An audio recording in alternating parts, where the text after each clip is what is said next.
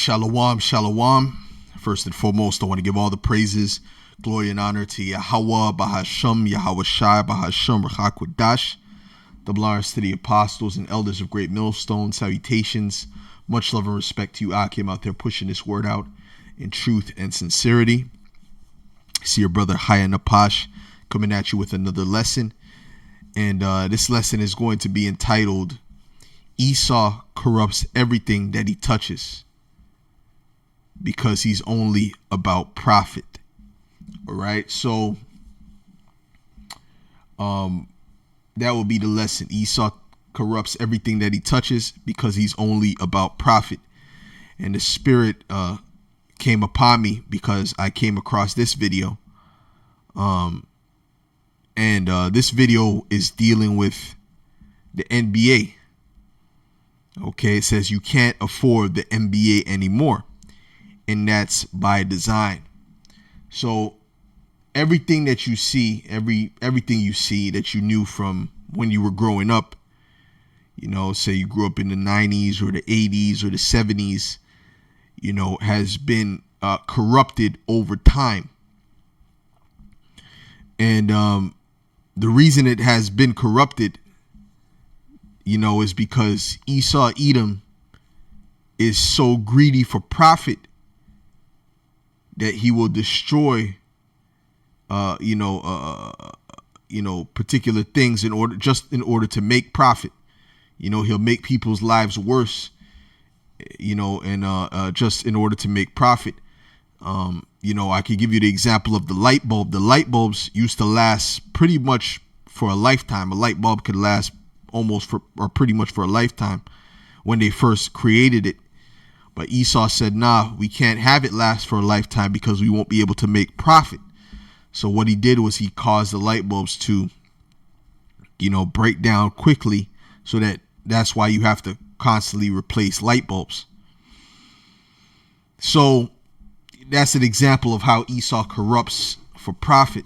Now, dealing with the NBA, it even counts here, because when you see what's happening with the NBA, you know, the experience is corrupted, you know, which I've never been to an NBA game before, but the experience, when you hear the comments from fans and people that used to go to NBA games, the experience is not the same. Now, I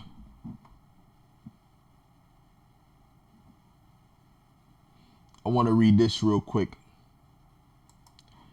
This is Hebrews 12:16. It says, lest there be any fornicator or profane person as Esau, who for one morsel of meat sold his birthright. Now, the birthright it's spiritual, and it's something for the future. Okay, you get that inheritance.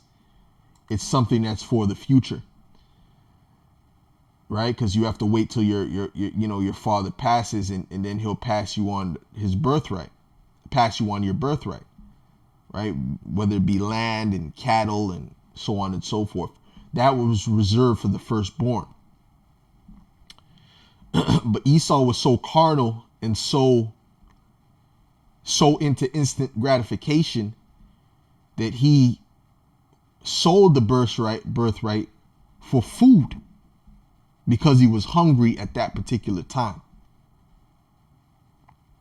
Okay, which is a terrible decision, but because he's only about the now, the here and now, he did that.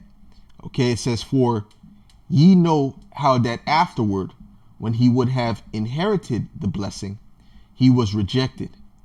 For he found no place of repentance, though he sought it carefully with tears. And because the Heavenly Father rejected him. The Heavenly Father doesn't want an individual with that mindset.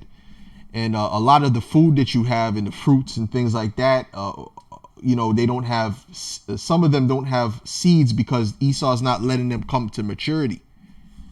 Some of them are not the size that they're supposed to be, and it's not full of the nutrients that it's supposed to have, because Esau's not letting these things come to maturity. He's doing it the fast way in order to gain profit which is over, which in the long run will destroy you, and it will destroy him. But because he's only about profit and he's not thinking about the future, this is why you have the society that you have today. Okay? He was cutting down the trees to build parking lots because he was thinking of the profit parking lots would give. But the trees that cool down the earth, that give out oxygen, that make the air quality better, he wasn't thinking about that. This man is destructive by nature. Okay? He's destructive by nature. You have to understand that. And he's not going to stop. When you read Habakkuk, matter of fact, let's go to Habakkuk. Let's go to Habakkuk, the 2nd chapter.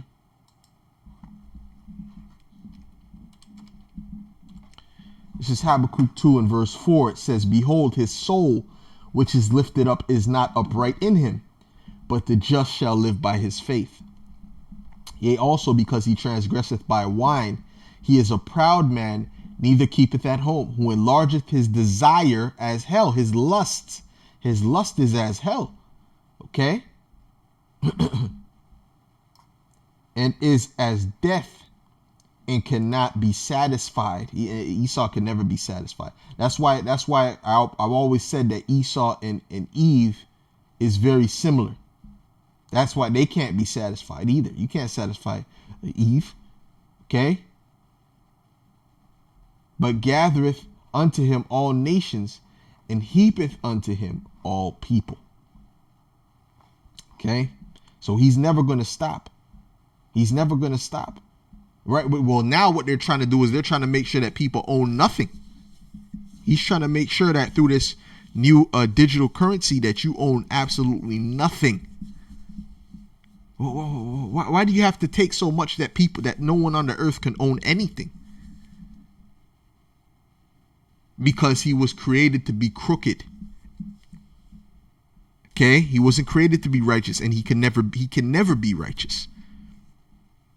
Can you make a clean thing out of an unclean thing? Who can make a clean thing out of an unclean thing? Not one. That's what the scriptures say. It says, shall not all these take up a parable against him, and a taunting proverb against him, and say, woe to him that increaseth that which is not his? How long? And to him that ladeth himself with thick clay. With that goes into thick debt. Okay, this is a debt-based system that is destined to crumble. It's destined to crumble. Right? It says, shall they not rise up suddenly that shall bite thee, and awake that shall vex thee, and thou shalt be for booties unto them. Okay, so these people are getting ready to rise up against Esau. Okay, he's getting ready to rise up against Esau. All right, all these nations are getting ready to rise up against Esau. Okay, and including his own allies. They're going to rise up against America. Okay, even himself, I should say. Okay, because those are also Edomites as well. It says, because thou hast spoiled many nations, all the remnant of the people shall spoil thee, because of men's blood, and for the violence of the land, of the city, and them that dwell therein. Yeah, so he did all kind of wickedness to get where he's at, to get what he wanted. He did all kind of wickedness, and as the scriptures say, they did not consider their latter end. You did not consider the end of you. You did not consider that there would be a recompense for that. Okay, it says, woe to him that coveteth an evil covetousness to his house, that he may set his nest on high, that he may be delivered from the power of evil. Thou hast consulted shame to thy house by cutting off many people. And he's trying to now, they're trying to be proud of their history again, and this and that and that and that. And it's not going to work, because the atrocities, you just have to be proud of the fact that you're a scumbag. You just got to say, listen, yeah, I'm a scumbag and I'm proud of it. That's it. And you really can't be proud of being known as a scumbag. So it's all a front anyway. But that's what you got to be. You got to get to that. That's the level that Esau is getting to. Because now that shame is coming, and he doesn't want that shame, but he can't stop that shame. Okay, and has sinned against thy own soul. You didn't understand that what you were doing was sinning against your own soul. You have consulted you have created a situation where now you have to pay for all the crimes that you have committed. It says, for the stone shall cry out of the wall, and the beam out of the timber shall answer it. Woe to him that buildeth a tower with blood, and establisheth a city by iniquity. It has to be answered for. The trees would cry out. It has to be answered for what you've done. Okay? But you see, the thing is with Esau, he never considers his latter end. See, and what I'm painting to you is a mindset of Esau, the mindset of these Edomites. Okay, there's a mindset behind that. There's a evil thought process, a carnal thought process behind that. And if you look at it, the world has taken on that mindset.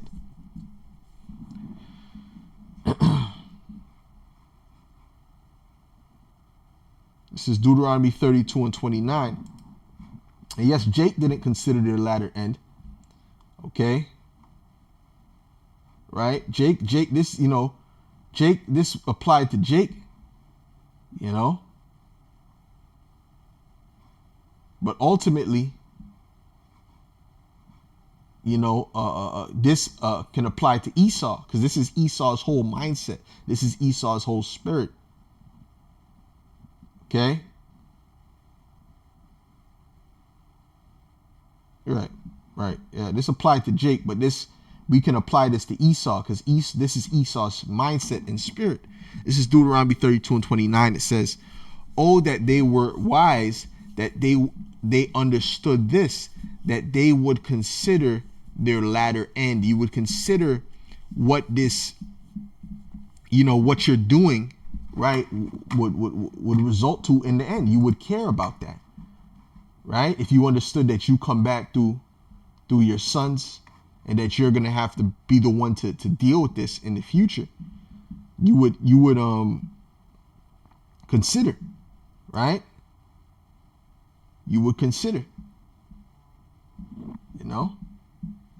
Anyways, let's play this video, and I may skip through it, but the point is here. The point is this is a mindset, and no matter what it is, whether it's the NBA, whether it's cars, whether it's a light bulb, whether it's the city itself, the trees being cut down, no matter what it is, which you can see here, all these, before this was all a concrete jungle, which is demonic, and it's bad, terrible for your spirit and your health. Before it was like this, right? There was trees here. Even where we preach right now, they cut down the trees that were right in front of us, that were in front of that church building. There was a bunch of trees, beautiful trees in front of. They just cut that down. Now it looks barren and naked. So this man is a demon, and we were pissed off about that at camp, and now it's barren and naked. This man has to go. If he's not taken out, as the scriptures say, there shall be no flesh left to be saved. Let's go.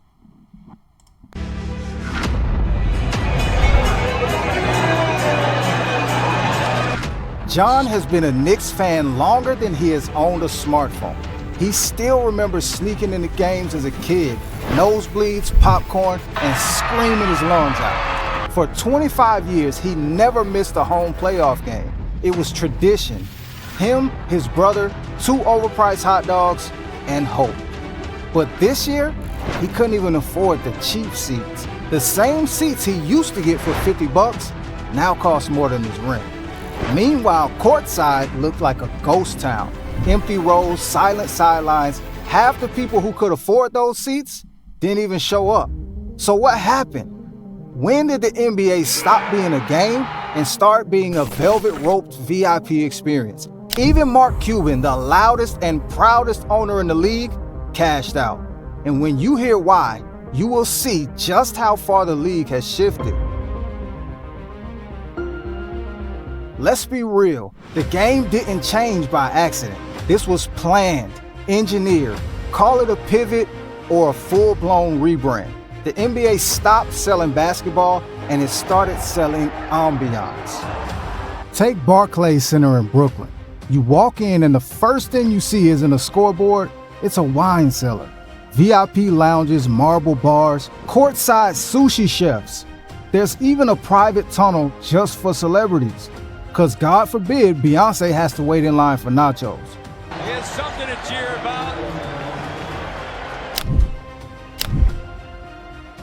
Arenas like Chase Center and FTX Arena were built like 5-star resorts, not stadiums. They are not just hosting games, they're hosting status. Madison Square Garden? After its billion-dollar renovation, they cut 15% of general admission seats to make room for more luxury boxes. And this wasn't just about comfort, it was about math. Premium seats and suites make up less than 20% of total inventory. But for most teams, they generate 60 to 70% of ticketing revenue. Even league sources admit the average is close to 50%. One courtside seat sold to a hedge fund exec, that's worth more than 20 regular fans combined. The NBA didn't just follow the money, they re-engineered the whole experience to orbit around it. This isn't just basketball anymore, it's a luxury lifestyle brand. And if your weekends don't include bottle service or VIP access, you're not who they're building it for. There was a time when sitting courtside meant you were the biggest fan in the building. Now, it means you probably don't even know the starting lineup. The front row used to be electric, hecklers, super fans. That one dude screaming, "Ball don't lie." Wallace picks up 2 quick technicals. But today, the vibe is more hedge fund retreat than hometown pride. And here is the kicker. It's not that those seats aren't sold. They're just sold to people who don't show up. Corporate buyers, season pass holders with no plans to attend, high rollers using tickets like business cards. Ticket prices have exploded. In the year 2000, the average lower bowl seat for a playoff game, about $150. Today, you're lucky if you can grab a seat for under $1,200, and that's before fees. And this is the sad irony. The real fans, the loud ones, the loyal ones, the ones who breathe this game are getting priced out of the building. It's like the game is happening without us. And you could tell that the spirit changed. If you go back to the 90s, you know, it was more vibrant at these games. You know, even watching it on the TV, you could tell that it was more vibrant. You see how crazy them crowds were getting? There was more emotion behind that. Now it's just a business, and you can see even in the attitude of LeBron, the difference between his attitude and Kobe's attitude is like night and day. You know, Kobe was like, when they asked him what are you gonna do now that you lost the game, whatever, and he said, I'm gonna train until exhaustion. He was serious. He's like, I'm gonna train until exhaustion. He had his head down. He said, I'm gonna train until exhaustion. So he was serious about the game. He was passionate about the game. And when they asked LeBron the same question, he said, it's just basketball. It's just basketball. So he doesn't have the same passion that Kobe had for the game, that Michael Jordan had for the game. You know what I'm saying? It's a different spirit. You know, it's really the spirit is dead. It's a dying spirit. Because of what? Because of profit, because of corporate greed, because Amalek. And we're gonna touch on Amalek too, because Amalek is the worst of the worst when it comes to carnality and profit. Well, you know what? Let's play a bit more and then I'm gonna go into Amalek. Like, they don't even need us anymore. Even the players are feeling it. Energy wins games. And when the lower bowl looks like a VIP lounge at a tech conference, home court advantage becomes just a myth from the past. But for team owners, the shift makes perfect sense. Why sell 20 seats to real fans when one luxury suite brings in the same revenue? Feels like they stopped selling basketball. Now they're just selling exclusivity. You want to know when the game really changed? It wasn't during the lockout. It wasn't after a trade. It happened on the blueprint before the first brick was even laid. Old school arenas were built like stadiums, stacked high, packed tight, loud as hell. Now, They're built like luxury hotels that happen to host a basketball game every now and then. When Madison Square Garden underwent its billion-dollar renovation, guess what happened? They cut 15% of general seating. You heard that right. They took out regular seats and made room for VIP clubs, premium suites, and exclusive lounges. And MSG isn't alone. The Chase Center in San Francisco, designed from day one to be a luxury experience first, basketball arena second. The owners are not stupid. They did the math. You don't need louder fans. You just need richer ones. For them, it's about efficiency, not crowd energy, not home court chaos, just cold, hard ROI. You will hear them saying things like, "We are redefining the fan experience," but let's be real. They're just redefining who gets to be a fan in the first place. Because when you design the arena for billionaires, you stop designing it for families. The birthday game tradition, the father-son moment in the nosebleeds, yeah, those get cut from the blueprint too. Section 421, gone, replaced by a high-end lounge that most lifelong fans will never even step foot in. They didn't just rebuild the arena, they rebuilt who it was for. Back in 2000, Mark Cuban was a billionaire. So you see the spirit changed, and he even mentions that at some point. He said, yeah, the spirit of the game changed. And that's because Esau corrupted it. Yeah, it's basketball, it's just basketball, but all of these things have their spirit, and it has their and it was better in the past, But when Esau gets his hands on something, what does he do? He corrupts it. This is Exodus 17, right? Because I mentioned Amalek, the ones that own that, the mass majority, if not all, they're Amalekites. Okay, and this is what the Most High had to say about Amalek. Because remember, Amalek was the first one to come up and fight against us. And they came and they started the fight. We didn't do nothing to them. They just came and started the fight. Okay? And the Most High said this, Exodus 17 and 16, it says, "For he said, because Yahweh hath sworn that Yahweh will have war with Amalek from generation to generation." And the war that he has with Amalek is because what they did here, but also because Amalek's spirit is contrary to the Most High. When you look up the name Amalek, let's go into the name, because the name is spiritual too, It says, I Malak, right? And it says, dweller in a valley. Now, what is a valley? A valley is a low land, okay? A low land between two high points. So it's a low land. It's the lowest between the two high points, right? Now that represents his moral standards, his morality. He has no morals. Esau, especially Amalek, but especially the Amalekites, have very low moral standards. Really, they have no morals. If it comes to them getting a profit, they have absolutely no morals. That's why he was willing to sell his birthright. That's why he was willing to put his brother to death. That's why Cain was willing to put his brother to death, because of jealousy. Okay? They don't have moral standards. All right? Amalek is a dweller in a valley. He has a low morality. That's why they call Babylon is known as Babylon the Great. America in the scriptures is known as the valley of the shadow of death, because there's very low morals in America. Okay? If you go to let's go to google.com.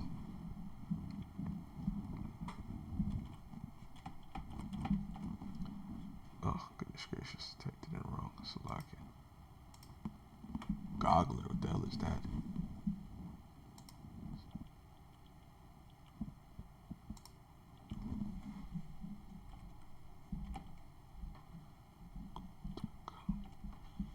Okay, let's type in morals meaning. morals, a lesson, especially one concerning what is right or prudent, that can be derived from a story, a piece of information. No, let's go here. A person's standards or of behavior or beliefs concerning what is and is not acceptable for them to do, right? And Esau has a saying that the means define, how does it go? The ends defines the means, or something like that, meaning that no matter what he does, as long as the end seems right to him, he can do it. So this whole standard of behavior, beliefs on what's considered right and acceptable, he doesn't have that. It's based upon what he can get. The means define the ends, or the ends define the means. Ends define the means, or something like that, something along those lines. And the end justifies the means. Philosophy. Let's listen to this. This is Esau's philosophy now. Okay, the philosophy, the ends justify the means, suggests that the morality of an action is determined solely by its outcome. Meaning, you could do it. You could put babies to death. You could do anything. As long as the outcome in their eyes is good, then it's okay. That's the mindset of the so-called white man. That is the mindset of Esau, Edom. Okay, this is his whole thought process. That's why they're justifying Columbus. They're justifying what they did to Gad, the Native Americans. They justify what they did to us. And they say, oh well, look, you got a car, you got a vehicle, don't you? Yeah, these devils are real demons, man. Okay, it says regardless of whether the actions taken to achieve that outcome are themselves ethical. In other words, if the result is desirable, right, then any methods used to reach that result are acceptable, even if those methods are questionable or harmful. And this is why Esau, what he does a lot of times is he'll become rich through complete wickedness and evil, and then he'll set up a charity, which he gets tax cuts from, just so he can say that, see, I'm doing good, I'm giving back. It's all bullshit. Okay, and the Most High is against Esau, and he's definitely against Amalek. Okay, so that's their mindset. Okay, this is an Edomite mindset. This is an Edomite philosophy. Okay, this is not a righteous man's philosophy. It's not the philosophy of the prophets. This is not a philosophy of a man of the Lord. This is an Edomite philosophy. Don't get it twisted, man. Okay. And he will pay. He will pay for his wickedness, man. This is Romans 8:7. It says, because the carnal mind is enmity against the Most High, for it is not subject to the law of the Most High, neither indeed can be. He's not subject to the laws of the Most High. He's a carnal mind. He is the most carnal of minds. Okay? And he's not subject to the Most High. This is why he sold his birthright. This is why Jacob valued that spiritual blessing more than Esau did, because Jacob was a spiritual man. He was a righteous man. He was a man that the Heavenly Father favored. Just like the Heavenly Father favors us as a people because we are a spiritual people, right? Esau is a very carnal people. He's a very lascivious people, a people of low morality. But this devil, at the same time, he's going to teach you about morality. That's they're top hypocrites as well. Okay. Okay. He cannot be subject to the law. It says that for it is not subject to the law of the Most High. He cannot do according to the law of the Most High. Let's look up this word subject just real quick. He cannot do according to the law of the Most High. It's not in him. It's just not in him. It says hypotasso. It says put under, be subject unto, be subject to, submit oneself unto. He will not submit himself to the ways of the Most High.